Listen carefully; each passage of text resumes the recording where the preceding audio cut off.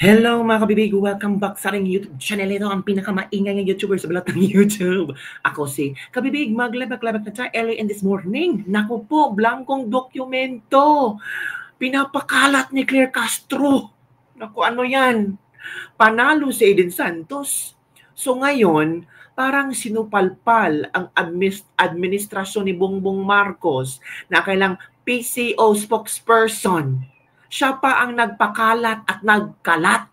Grabe, mga blankong dokumento mga kabibig. Ibinigay ni Claire Castro kay Eden Santos para lang talaga may maipakita at may masagot sa tanong ni Eden Santos kung ano-ano mga barangay ang drug-free. Pero nung ichinek ni Eden Santos, half of the document, ang kapal ng document ha, ang daming papel, half pala doon, mga blanco. Uy, ano yan, BBM? Parang talaga maging malinis at kahanga-hanga ang administrasyon mo. Nako, Claire Castro, katapusan mo na to.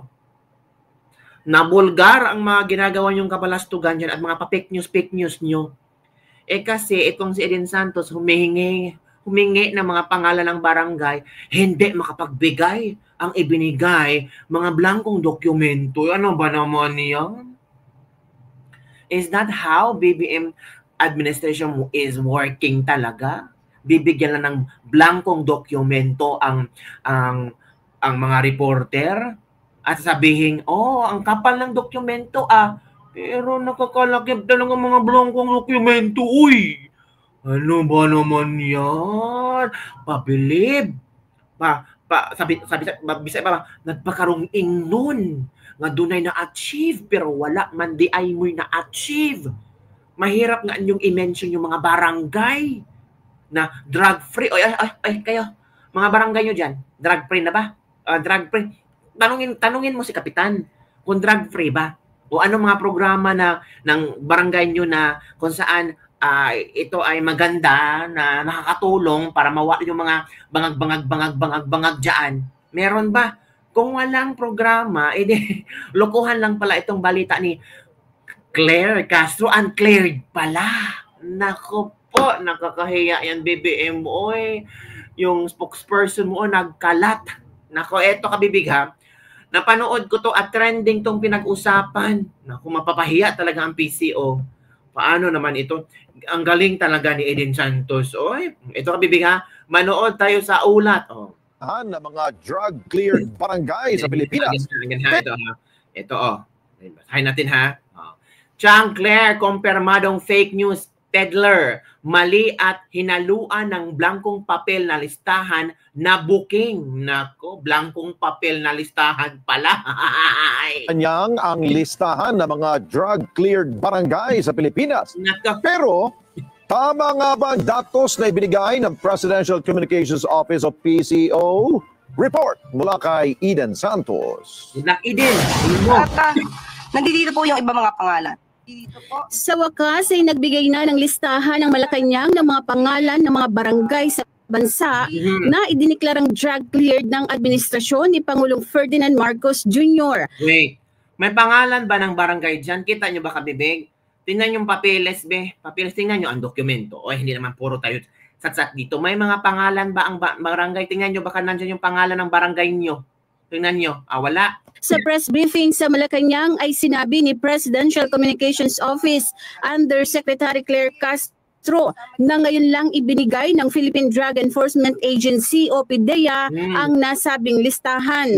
So ibibigay ko na lamang sa inyong opisyal itong mga kopya. Nandito po yung sasabi yung mga barangay na nasasabi nating drug cleared, mga barangay ha, mga barangay na sinasabi nating drug clear, mga barangay. So tingnan natin kung meron bang barangay drug free. Hawak na natin ngayon yung listahan ng mga pangalan ng drug-cleared na mga barangay nationwide ayon sa Presidential Communications Office o PCO sa pamamagitan ni Undersecretary Claire Castro. So tiningnan natin yung mga listahan. Walang nakalagay kung kailan nagsimula na na-cleared yung barangay sa illegal na droga. Nakalagay lamang ay as of June 2025. Mga bilang lamang po ng mga barangay yung nandito at wala yung mga pangalan ng mga barangay. Ay, wala yung pangalan ng barangay. Uy, Claire Castro, fake news ka. Hindi ka marunong bumasa ng table. Hindi ka you don't know how to read and interpret the table para i-expound mo to the media. Kasi sabi mo, mga barangay, pangalan ng mga barangay. Nakalagay dyan total number of barangays, Day. Mali yung interpretation mo. Naku. Managot ka talaga, Day. Managot ka talaga, Day. Tingnan mo, ewan ko sa'yo, Day. Oy, ikaw pala yung fake news. Na ating ngang naitanong dun sa previous briefing. Nung tingnan natin, ay halos kalahati nito. Kaya pala siya makapal. Habang pinapakita niya kanina sa briefing, kalahati po nitong mga to ay mga blankong papel. Oh, mga blankong papel. Sa July 3, 2025 press briefing ay ipinagmalaki ni Castro na nasa 4,027 barangays na ang clear. Wow, 4,027 barangays cleared against illegal drug. Source, PDEA. 4,000 yan, ha? Cleared sa illegal na droga. Mula July 1, 2022 hanggang May 31, 2025, umabot na sa 4,027 barangays ang naideklarang cleared sa illegal drugs. Cleared? Ito ay sa ilalim ng Barangay Drug Clearing Program. Pero taliwas ito sa bilang ng mga barangay na nakalagay sa ibinigay na kopya ni Castro mula sa PDEA. Sa datos ng PDEA as of June 2025, nasa 25,061 barangays ang drug cleared sa buong bansa. Bukod pa ito sa mga barangay na idiniklarang drug-free ng PDEA. Napakarami po at hindi ko po ito mababasa sa inyo. Mauubos po ang araw natin kung mabasahin ko sa inyo. Mauubos mo talaga, Day, kasi blanco yan. Paano mo mauubos? Basahin, Day, kung blanco yan kalahati ng mga dokumento. Wala, ewan ko. Ang tanong, saan kinuha ng PCO ang listahan ng 4,027 barangays na drug cleared? Eden San. Tama, mga 4,000 daw. Tapos sabi ng PDEA, ilan? 25,000. So saan kinuha ng PCO ang 4,000? Di ba? 25,000 sabi ng PDEA, drug cleared nationwide yan, ha. Pero kay Castro, ang sinabi niya 4,027 drug cleared nationwide. So bali, sino ang nagsasabi ng katotohanan? So saan tayo pwedeng maniwala? Kay Claire Castro na may 4,000 lang, or sa PDEA na yun talaga ang trabaho at ibinalita nila nga 25,061 barangays na ang drug cleared nationwide. Or doon tayo sa mga netizen na kung saan sila ang nakatira sa mga barangay at sila ang pwedeng magbibigay ng hustisya kung totoo man ito or hindi. Nako, grabe, no? Natawa ako sa balita na kung saan, mali at naku, blankong papel, hinaluan ng blankong papel para sabihin talagang makapal ang kanilang listahan. PCO, tama ba itong mga sinasabi niyo? Parang supalpal kayo sa PDEA. Parang ginawa niyong, walang ginawang trabaho ang PDEA. Kasi sa inyong report, 4,000 lang. Sa PDEA, 25,000. So, sino ang mali? Di ba, mga kabibig? Grabe naman sila. Uy, ano ba naman yan? Nako, mga kabibig. Ano kayang reaksyon ni Claire Castro ngayon nang malaat ni-report ito ni Madam Eden? Si Madam Eden talaga, oy. Ikaw, Madam Eden, ha? Ano-ano mga sinasabi mo? Ito na si Claire Castro. Paano yan? Napahiya na naman, Madam Eden. Yung ni-report mo si Claire Castro. Paano yan? Oy, Madam Eden. Nako, Claire Castro. Ito, grabe. Nakakahiya, as in, super. Yan, dito, gingan natin, ha?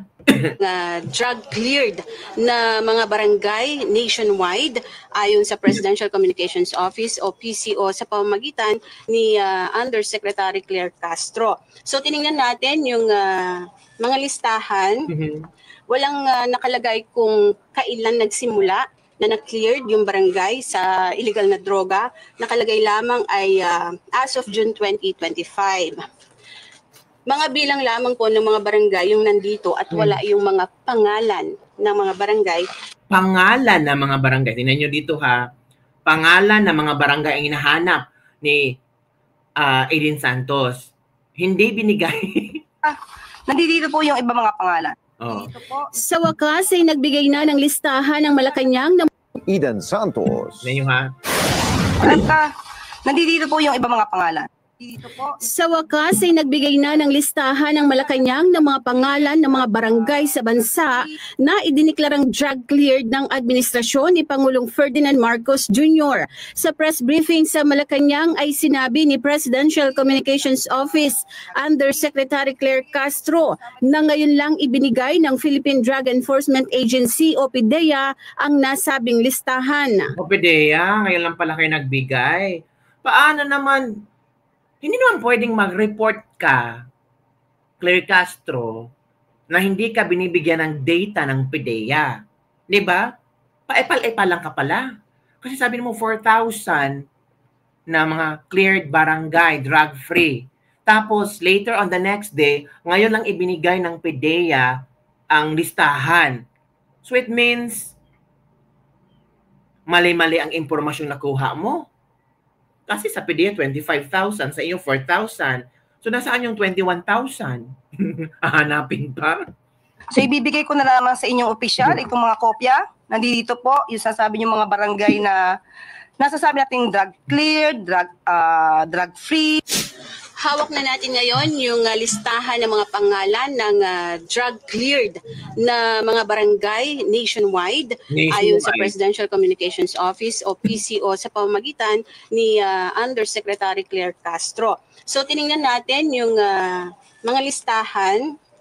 Walang nakalagay kung kailan nagsimula na na-cleared yung barangay sa illegal na droga. Nakalagay lamang ay as of June 2025.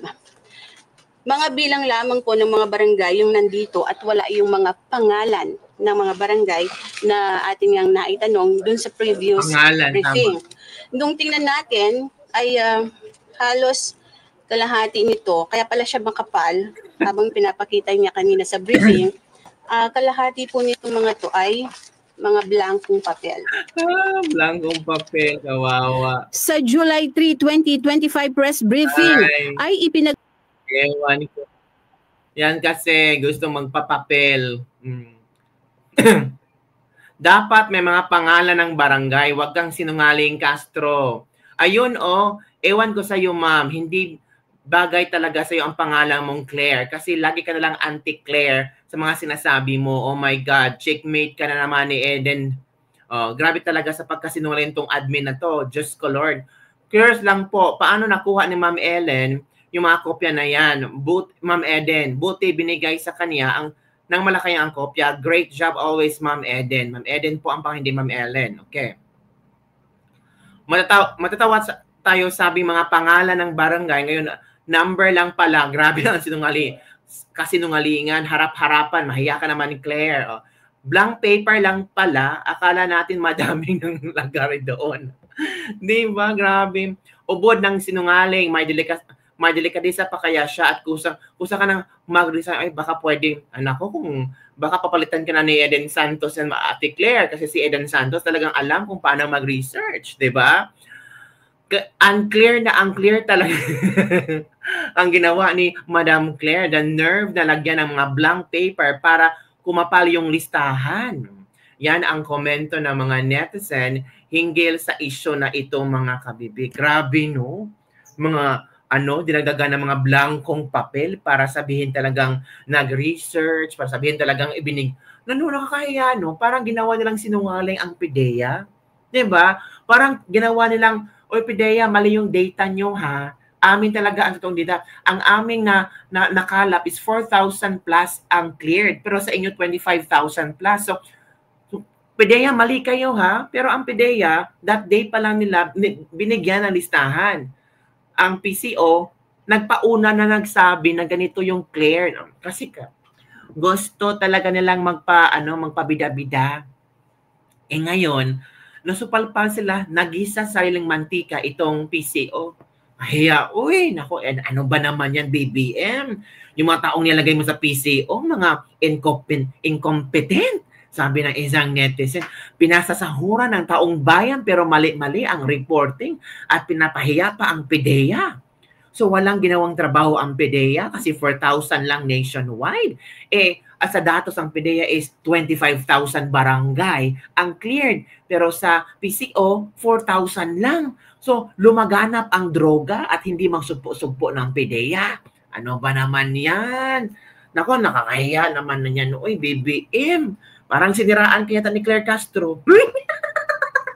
So, yan lang po mga kaibigan ating latest Libag for today. Don't forget to like, subscribe, and share this video. Bye everyone. See you next time.